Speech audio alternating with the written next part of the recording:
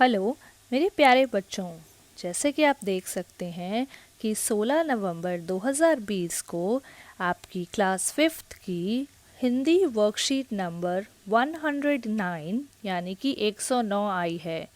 तो चलिए आप और मैं आपकी टीचर आकांक्षा दत्ता मिलकर इस डायरेक्टरेट ऑफ एजुकेशन की वर्कशीट को कंप्लीट करने की कोशिश करते हैं। तो सबसे पहले आपको यहाँ पर क्या लिखना है, विद्यार्थी का नाम, यानी कि सब बच्चे अपना नाम लिखेंगे। और यहाँ पर शिक्षक या शिक्षिका का नाम, मतलब आप बच्चे अपने अध्यापक या अध्यापिका का नाम लिखेंगे। तो आप यहाँ देख सकते हैं कि यहाँ पर क्या लिखा है, कक्षा 5। तो अब हम देखते हैं कि इस वर्कशीट में क्या दिया गया है। प्रत्यय, यानी आज हमारी जो वर्कशीट है उसका विषय है प्रत्यय, जो कि आपकी रिमझिम पाठ्य पुस्तक की एक कविता है, खिलौने वाला। आपको याद होगा कि आपने पिछली अपनी वर्कशीट में जो हिंदी की थी इस कविता को अच्छे से समझा था और इसकी एक वर्कशीट भी की थी। तो हमारी आज की वर्कशीट भी इस कविता पर ही आधारित है। तो देखिए यहाँ क्या लिखा है, प्यारे बच्चों, आपने खिलौने वाला कविता पढ़ी। खिलौने वाला शब्द दो शब्दों के मेल से बना है, खिलौने और वाला। तो देखिए यहाँ पर आपका शब्द लिखा है खिलौने वाला।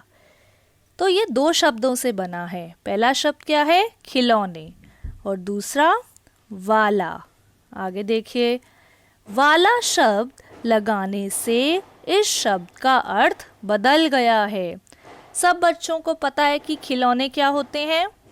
अगर हम इसमें वाला लगा दें तो ये क्या बन जाता है, खिलौने वाला। एक नया शब्द बन गया। जब हमने वाला लगाया तो खिलौने के साथ, तो इसका मतलब ये हुआ कि वो आदमी या औरत जो खिलौने बेचता है, हम उसे क्या कहते हैं, खिलौने वाला। लेकिन हम अगर अलग से देखें खिलौने, तो सबको पता है कि खिलौने क्या होते हैं जिससे आप लोग खेलते हैं, जैसे कि गाड़ी, तोता, मोटरसाइकिल, गेंद, कुछ भी हो सकता है। लेकिन जब हमने खिलौने के साथ वाला लगाया तो वो हो गया खिलौने वाला।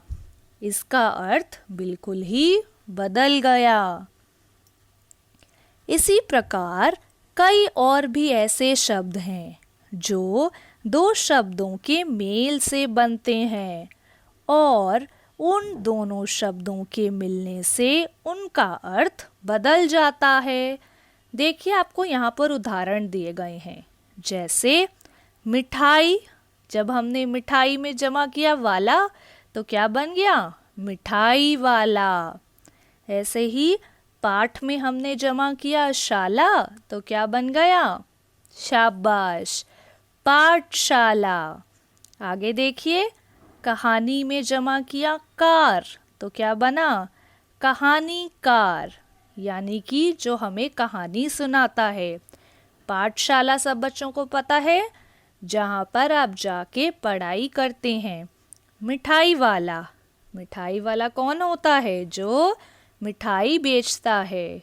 तो देखिए, जब दो शब्दों का मेल हुआ तो एक नया शब्द बन गया। उम्मीद है कि सब बच्चों को ये समझ आया हो। तो देखिए यहाँ पर क्या लिखा है, वे शब्द या शब्दांश जो किसी शब्द के अंत में जुड़कर उसके अर्थ को बदल देते हैं, प्रत्यय कहलाते हैं। तो अच्छे से समझिए, क्योंकि ये बहुत ज़रूरी बात यहाँ पर आपके लिए लिखी है कि जब हम किसी भी शब्द में उसके अंत में एक नया शब्द जोड़ देते हैं तो उस शब्द का अर्थ बदल जाता है। और वह शब्द क्या कहलाते हैं, यहाँ पर क्या लिखा है, प्रत्यय। दोबारा पढ़िए इसको, वह शब्द या शब्दांश जो किसी शब्द के अंत में जुड़कर उसके अर्थ को बदल देते हैं प्रत्यय कहलाते हैं। ठीक है, चलिए अब हम प्रश्न नंबर 1 पढ़ते हैं कि हमें यहाँ पे क्या दिया गया है। पढ़िए, समझिए और दिए गए प्रत्यय शब्दों का प्रयोग करते हुए तालिका को पूरा करने का प्रयास कीजिए। तो आपको क्या करना है, पहले पढ़ना है, फिर समझना है और उसके बाद आपको जो ये प्रत्यय शब्द दिए गए हैं उसको अच्छे से समझकर उसका प्रयोग करके, ये है हमारी तालिका, इसको पूरा करना है। तो चलिए हम इसे कोशिश करते हैं कि इस तालिका को पूरा कर सकें। मूल शब्द यहाँ पे क्या दिया गया है, फूल, और प्रत्यय क्या है हमारा, वाला। प्रत्यय यानी जो शब्द के अंत में लगता है। तो नया शब्द क्या बना, जब हमने फूल में जमा किया वाला तो क्या बना, फूल वाला, यानी कि जिससे आप लोग फूल खरीदते हैं और वो फूल बेचता है, वो होता है फूल वाला। अन्य उदाहरण, यानी आपको जैसे यहाँ पर फूल वाला दिया गया है, आपको और भी उदाहरण लिखने हैं। तो हमारे पास एक और उदाहरण है, पढ़िए इसको। सब्जी वाला। तो आप सोचिए यहाँ पे मूल शब्द क्या है, बिल्कुल सही, सब्जी, और हमारा प्रत्यय क्या है, वाला। तो हम क्या करेंगे, इस प्रत्यय को लेकर 2 और शब्द लिखेंगे। तो आप बच्चे सोचिए कि और क्या हो सकता है इसका उदाहरण।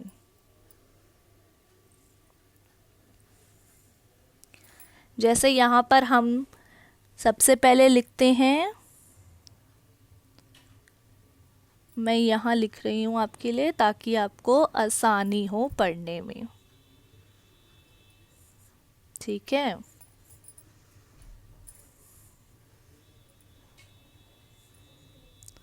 तो यहाँ पे हमने सबसे पहला लिख दिया, जैसे कि फूल वाला, सब्जी वाला, तो हमने लिखा फल वाला। फल में जब हमने वाला जमा किया तो वो क्या बन गया, फल वाला, यानी जो हमें फल बेचता है। और दूसरा उदाहरण,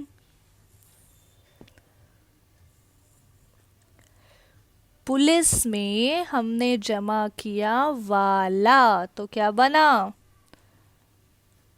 पुलिस वाला। ठीक है, ऐसा नहीं है कि आप यही 2 उदाहरण लिखें, आप और कोई उदाहरण भी लिख सकते हैं। तो यहाँ पर दूसरा देखिए क्या दिया गया है हमें, कला जमा कार। जब हम कला में कार को जोड़ते हैं तो वो क्या बना, कलाकार। ठीक है, और यहाँ पे उदाहरण क्या है, मूर्तिकार, यानी जो मूर्ति बनाता है। और उदाहरण यहाँ पे सोचिए, लेकिन हमारा प्रत्यय इस बार बदल गया, हमारा प्रत्यय क्या है, कार।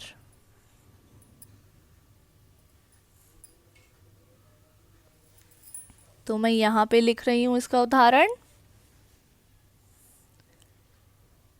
तो हमारा उदाहरण है संगीत जमा कार, यानी कि संगीतकार, संगीतकार जो संगीत बनाता है।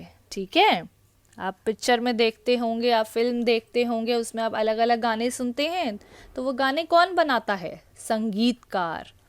ऐसे ही एक और उदाहरण, नृत्य जमा कार, यानी कि नृत्यकार, जो कि नृत्य सिखाता है। सब बच्चों को समझ आया।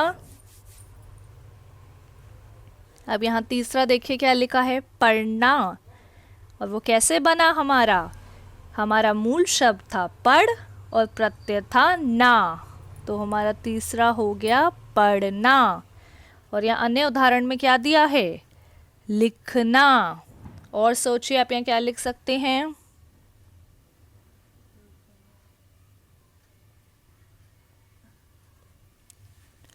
बोलना। ये कैसे बना?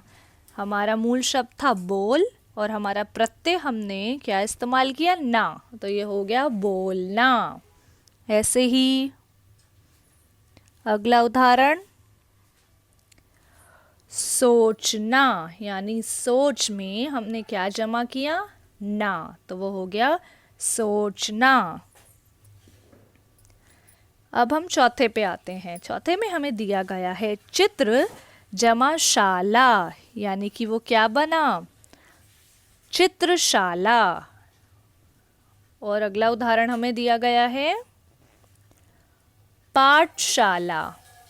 सब बच्चों को पता है कि पाठशाला कौन सी जगह होती है? जहाँ पर आप पढ़ाई करने जाते हैं। ठीक है, तो ऐसे ही आप बताइए कि आप क्या उदाहरण लिख सकते हैं, या मैं लिख रही हूँ चौथा।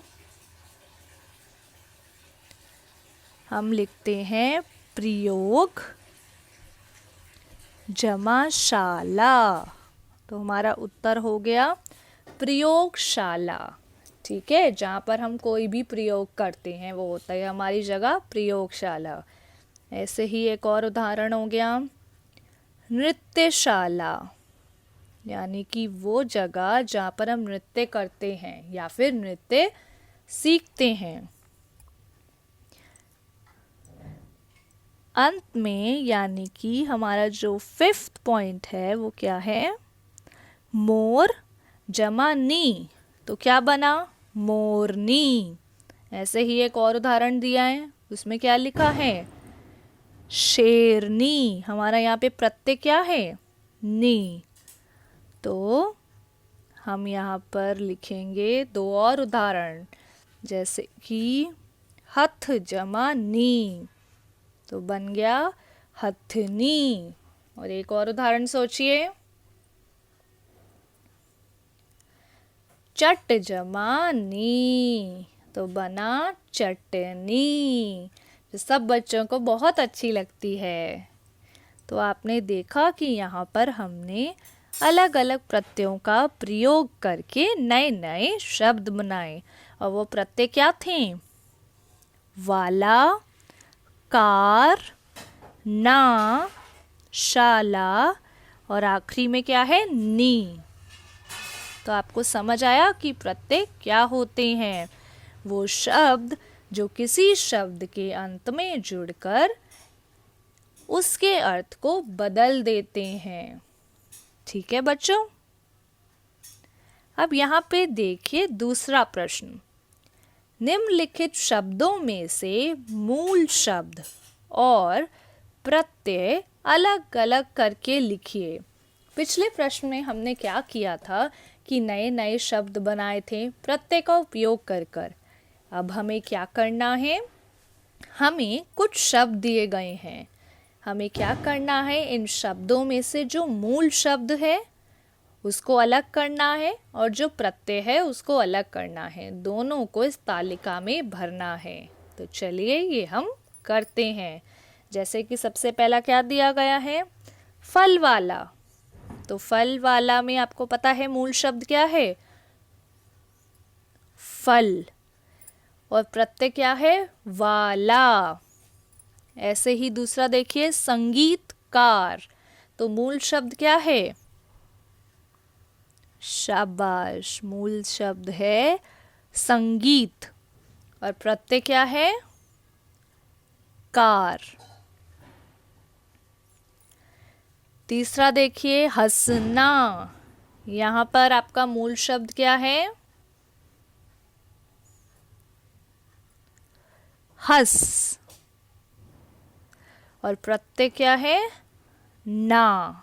हमने अलग कर लिया हमारा मूल शब्द और हमारा प्रत्यय। और आखिरी में आपने अभी ही पढ़ा था ये शब्द शेरनी। तो यहाँ पे मूल शब्द क्या है? शेर। और प्रत्यय नी।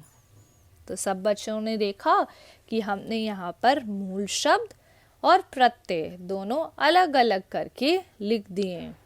जैसे कि फल, संगीत, हंस और शेर, ये सब हमारे क्या हैं? मूल शब्द। और प्रत्यय क्या हैं? वाला, कार, ना, नी। तो ये सारे क्या हैं? हमारे प्रत्यय। तीसरे प्रश्न में देखते हैं कि हमें क्या दिया गया है। कविता में आए निम्नलिखित शब्दों से वाक्य बनाने का प्रयास कीजिए। आपने कविता पढ़ी थी खिलौने वाला। अगर आप बच्चों ने उस कविता को नहीं पढ़ा या उसकी वर्कशीट नहीं करी तो आपको इस वीडियो के नीचे ही कुछ लिंक्स दिए गए होंगे, आप उन्हें क्लिक कर सकते हैं और वो कविता अच्छे से समझ सकते हैं, क्योंकि उस कविता को पढ़ना बहुत ज़रूरी है। हमें उस कविता से ही कुछ शब्द दिए गए हैं, हमें क्या करना है? इन शब्दों को प्रयोग में लाकर कुछ वाक्य बनाने हैं। मैं आपको कुछ उदाहरण दे रही हूँ, लेकिन आप अपनी तरफ से भी कुछ और वाक्य बना सकते हैं। जैसे कि यहाँ पर हम शब्द पढ़ते हैं। सबसे पहले हमें कौन से शब्द दिए गए हैं? सबसे पहला शब्द क्या है? माँ। फिर जंगल, खिलौने वाला, गुड़िया, और आखिरी में क्या दिया गया है? मोटर। ठीक है, तो यानी हमें कुल मिलाकर 5 शब्द दिए गए हैं। तो हम सबसे पहले शब्द का प्रयोग करते हैं। पहला शब्द क्या है? माँ। तो हम एक छोटा सा वाक्य बनाएंगे। मेरी माँ बाहर गई है, और आखिर में पूर्ण विराम लगा देंगे। और हमने इस शब्द का प्रयोग किया है तो सब बच्चे शब्द के नीचे एक रेखा खींच देंगे। ठीक है बच्चों। दूसरा प्रश्न हमें दिया है जंगल। तो इस शब्द का प्रयोग कीजिए। इस जंगल में जानवर हैं, और जंगल के नीचे रेखा खींच देंगे क्योंकि हमने इस शब्द का प्रयोग किया है। तो वाक्य क्या कहता है कि इस जंगल में जानवर हैं, यानी इस जंगल में बहुत सारे जानवर हैं। तीसरा शब्द है हमारा खिलौने वाला। चलिए वाक्य सोचिए। आज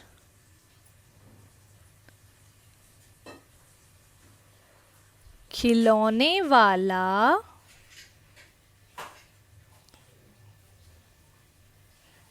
नहीं आया। वाक्य कह रहा है आज खिलौने वाला नहीं आया, यानी वो रोज आता होगा और आज तो नहीं आया। तो हम क्या करेंगे? इस शब्द के नीचे रेखा खींचेंगे।